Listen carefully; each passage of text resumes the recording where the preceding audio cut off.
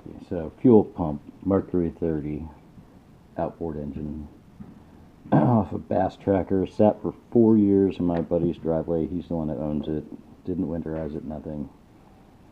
We were wondering why it wouldn't start. Well, this is one of the reasons. And I've taken apart the fuel pump. I've cut it along, just cut it apart with my chop saw, basically, just to see what it looked like inside.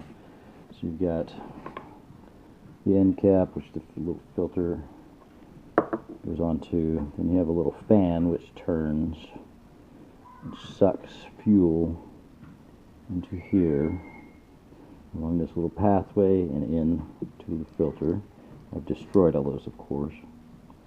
And then you have the motor in here. Put an electric charge on it. Everything's rusted. It still smells like bad gas. But this is supposed to spin freely. It would not. And look inside there. There's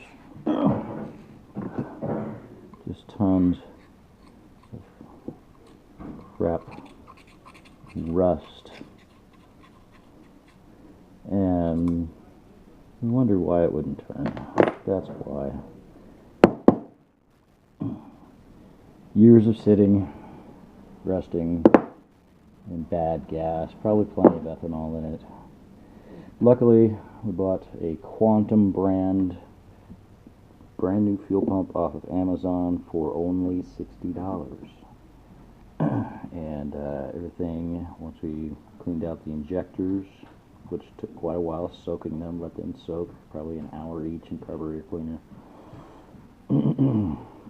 Clean out all the fuel lines, lots of fuel. This thing sits in a reservoir, lots of bad fuel in there, probably total fuel in the engine itself is a Coke can full of bad gasoline, and that really surprised me that there was that much bad gasoline in a simple, what I thought, simple outboard motor. But they're a little bit more complicated than the old carbureted motorcycles that I used to work on. But this is the high pressure fuel pump.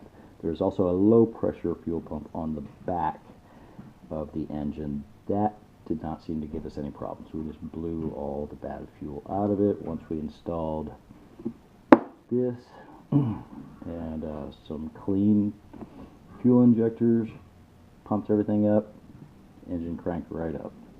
So keeping it short. Bye.